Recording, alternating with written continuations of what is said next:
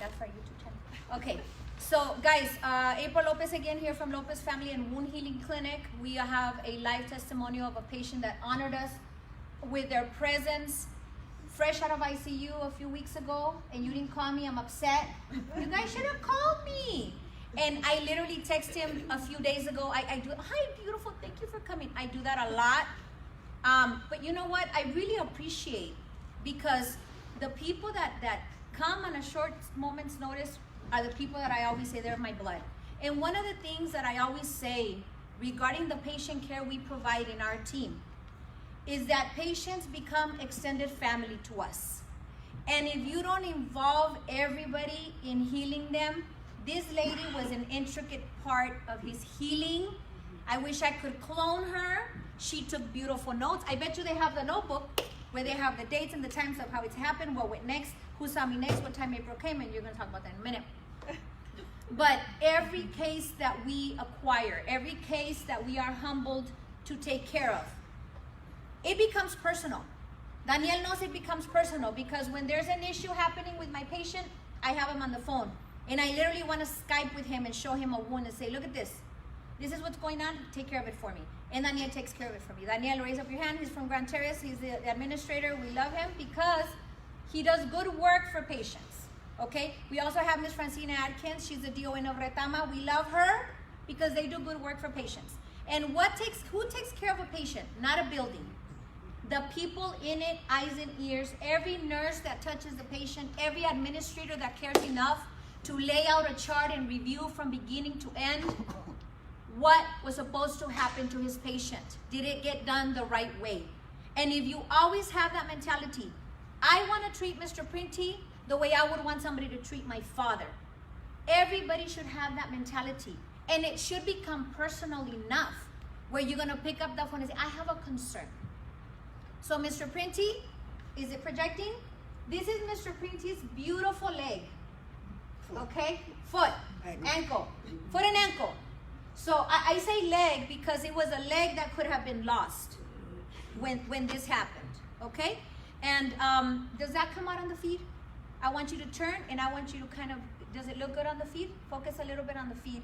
And then I'm gonna sit right here and I'm gonna let Mr. Printy and his lovely lady just share with us a little bit about their experience, what went on. We got time. We want the horror story and then the good part. So, and now Mr. Printy, how old are you, Mr. Printy? 72. 72. How old does he look to you? I looked at him that night when I saw him, and it was very, very early, like 7 p.m., right? No, What's 2 that? in the morning. 2 in the morning? No.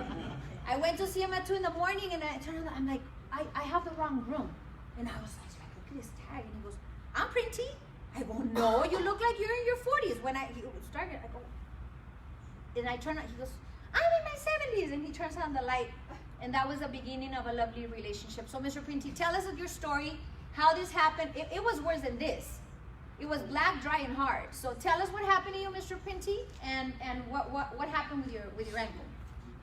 I had my foot outside of a golf cart, backing up out of my driveway, and I hit a steel post.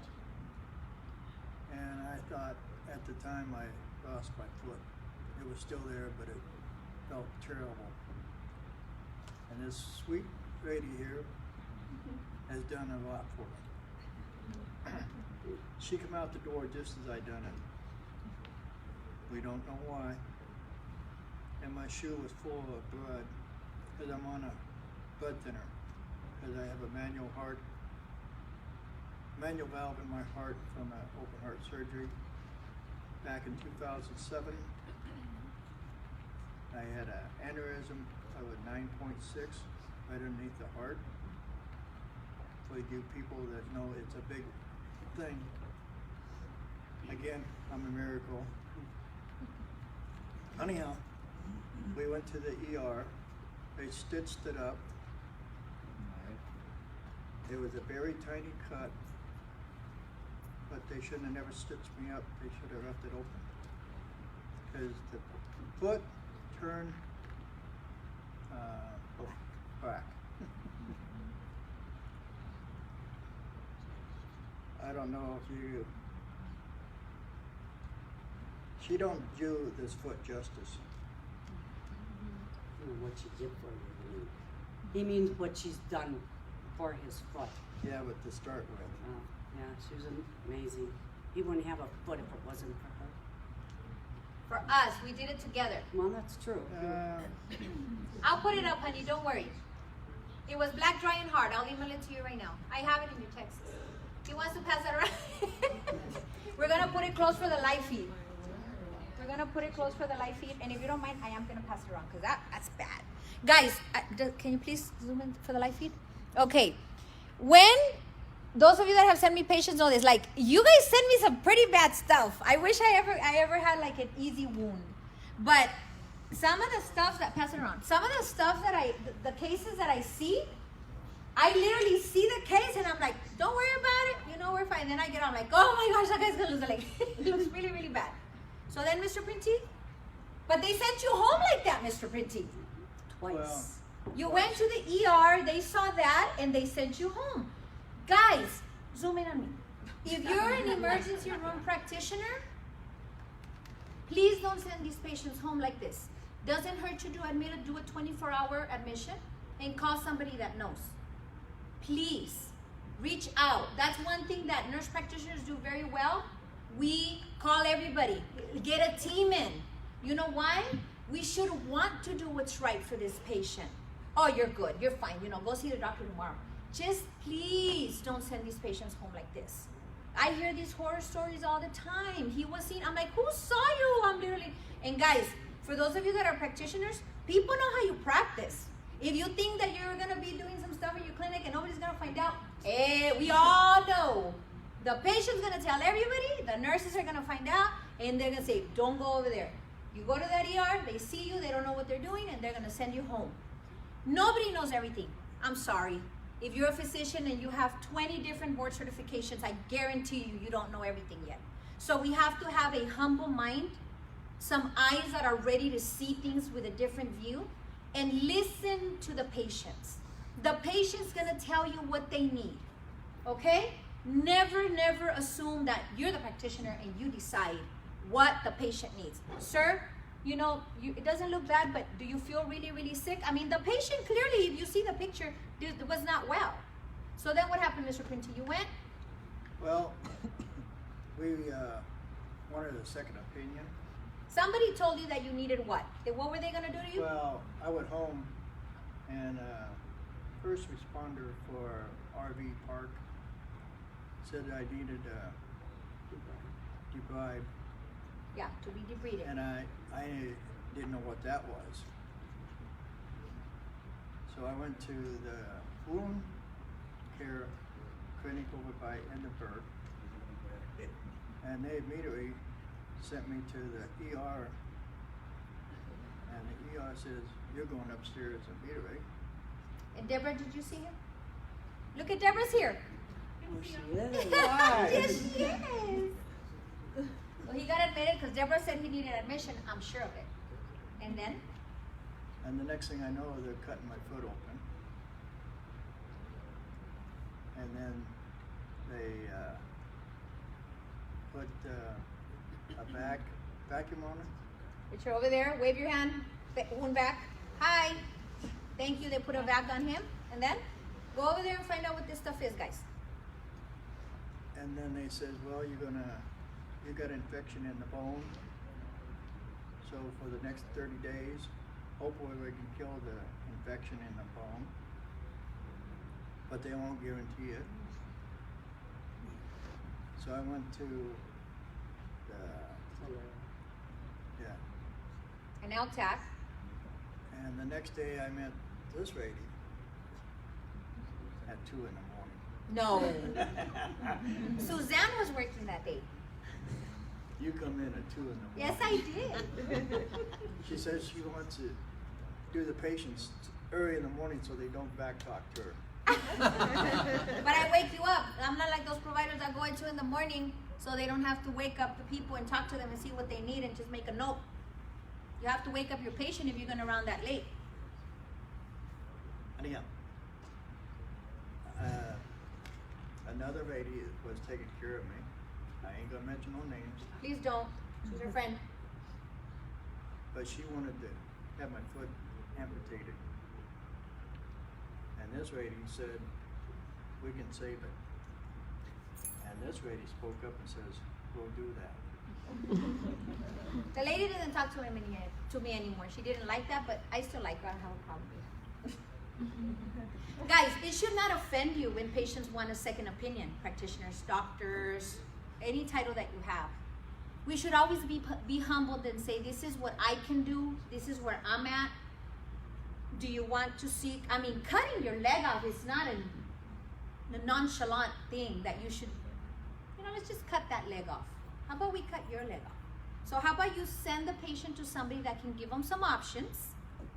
And you can also try to do that in a nice way, because these are patients we're dealing with, okay? They're not numbers. So when a patient disagrees with your take on something, you should say, absolutely, let's get you a second opinion, right? And then, Mr. I need to back up a little bit. Back up. I love your story. I love to hear it. This other person wanted to take skin off of my thigh to cover my skin on this. So not only do I have this wound, I got this one right here. And we wasn't going to go for that. After a long time of thinking about it. Yeah. Till this lady came along. And said that we could do it another way. And I was very happy, because I didn't want this wound and this one with my blood very thin. And then you were told that, never mind, I can't do it. Let's send you upstate to I don't know where, but you're paying everything out of pocket. Remember that? San Antonio. How much was that going to cost you, Mr. Pinto? Give us. Tens of thousands. So guys, something else for practitioners. You have to work the case based on the patient's financial status. I'm sorry, you may not like it. You may have a mind that can only do it this way, but you're gonna have to step back and say, what insurance do you have? That's the first thing I ask when the patient comes in. Okay, what insurance does he have? Is he private pay? He doesn't have insurance? We can heal you. Does he have Blue Cross? We can heal you. Does he have Medicare? I love that even more, because it gets more coverage. Sorry, they have really, really good coverage for things for Medicare. So you have to, as a patient, transfer to San Antonio. Did you bother to say who's gonna pay for it? He was supposed to get, I don't know if you were gonna be taken in an ambulance like that, but he was paying for everything out of pocket. That doesn't make any sense. That's not gonna help, okay? So even if you wanted to do it that way, you can't do it that way. You're not gonna have good outcomes. That's the reason why we have good outcomes. We have to see what payer source the patient has, and you have to modify your treatment based on the payer source. And then Mr. Pinto? Well, I was a veteran, Thank you for your service, sir. We love veterans. and I was going on the VA, and when I went to Edinburgh, they said I couldn't go into the ER because I didn't have authorization. Voucher. Voucher. I want to talk about VAs and vouchers, Mr. Pinty, because I love veterans. I'm a patriot. I love my country. This country is the reason I have the blessed life I have, and I have attained the American dream. So, veterans. We take veterans with or without vouchers. Is that right, please? We never turn veterans away. And we're not going to charge you that visit. We're going to bill you because I have to legally bill you. But just don't pay me off the records. So once you're there, off the records, I'm not on video. Once you're there, and Ms. Dizon asked me, what insurances do you guys take? I take everything. I take private pay. We do payment plans. Any insurance. I even take insurances I'm not in network with. This is truly a community outreach. Yes, this is a business. But how much money do we need? At what point do you have enough money? I've been very blessed. I'm a business person for many, many years. And I work very hard. I don't mind working till 2 in the morning. Okay? So we take veterans. Veterans should get the best care. Veterans should get the best treatment. They shouldn't get the worst. So if we don't have a voucher, you come in, we'll work on a voucher for you. Okay? So you were not able to be seen at Edinburgh because you didn't have a voucher. Right. And then? I had to go on Medicare and my supplement. Medicare and supplement. And then they started treating me. So this is a perfect example of a patient outcome that could have gone very, very sour if we had not intervened. And they are very empowered people. They're intelligent people. They're knowledgeable. He has a beautiful lady that fought for him, because when we're there, tirados en la cama, they're on the bed, we can't think straight no matter how powerful, intelligent we are, and we're now in a place of weakness. So we need an advocate for us. I find myself, and we find ourselves in the community being advocates for a lot of people who don't have an advocate like this wonderful man, this lovely lady. Okay? So we have to find an advocate, a person, a team member that's gonna pair up with us and involve everybody to be able to have this outcome. How many months did it take us to heal this wound out, Mr. Quintin? You remember? Well, I was in, When I got your case till, I have your text. I don't know, was it 8 months? it was 10? June the 21st is when I did it. And you finished signing me off in January. Okay. So, but from the day I got your case, it wasn't even 12 months. No, it was I don't know. about a month. So I'm gonna say, give or take, a few months. Everybody tells me, well, how long is this gonna take to heal? How long are you gonna? Okay, wait a minute. It's such a delicate and such an individualized thing to do wound care for a patient. I mean, you have to see if they have diabetes, have blood pressure, if they have circulation. If we corrected the infection, then they're not infected, and then they get infected, and then you have to do a culture, and then there's so many, and we're gonna talk about that in a minute. But what I want to impress upon everybody on the feed, and what I want to impress upon everybody that's here, and the reason we have our booths open is because I want everybody that is here in a booth to listen to what we do and how we do it. One person that catches the vision can save tens and thousands of patients, okay? So this is a perfect case of, one, amputation is not the first choice. Two, we have to empower other people. Three, the veteran issue is very, very important. A lot of veterans think they don't have a choice. And then I want you to close by telling the story about remember your cruise? I showed your picture before you got here. But tell us about the cruise. And he kept bugging me like, am I better yet? Am I better yet? Am I gonna be better by the cruise? And I'm like, you're pressuring me and you're gonna jinx me. I'm not gonna tell you when you're gonna heal, and I'm not gonna tell. He's like, give me a date. I can't do that. So tell us about your cruise. Honey, And did you go? I wasn't. Let me back up again. It was pestering. When I said in January, I wasn't completely healed in January. I was. You had a tiny little. One other thing, I do not discharge my patients till they have. You see this beautiful newly granulated skin? If you have this, I'm not discharging you. Never. So for the nurses that take care of my patients, you already know. No. I want to see them until this is healed. This can get infected, reopen, and then I see you in 5 weeks and you have a huge sore again. Okay? We understand that. Yes, I'm very careful, and I have OCD, and I want to make sure, and I'm going to feel it, and that there's nothing under but granulated tissue. Okay? So you were almost healed in January, but you had like probably here, like I hardly had nothing. quite a bit. You said And then would you guys text me with your wounds or no? Yeah, we All the tested time. you. Yeah. all the Sometimes time. at 2 in the morning. So I said, there you go, payback. Just kidding. He never texts me at 2 in the morning. anyhow, she let me go on the cruise. Where'd you go? If I was good. You got a time. And where'd you guys go? We went to Cozumel. Belize. No, that's the second one. Now they're cruising I don't everywhere. remember. For sure you went to Cozumel. It was just fun. So guys, if you want to share, thank you so much for your presence, for your time. If you want to share something with it, because you're live on Facebook, the world's watch, what would you share with somebody out there?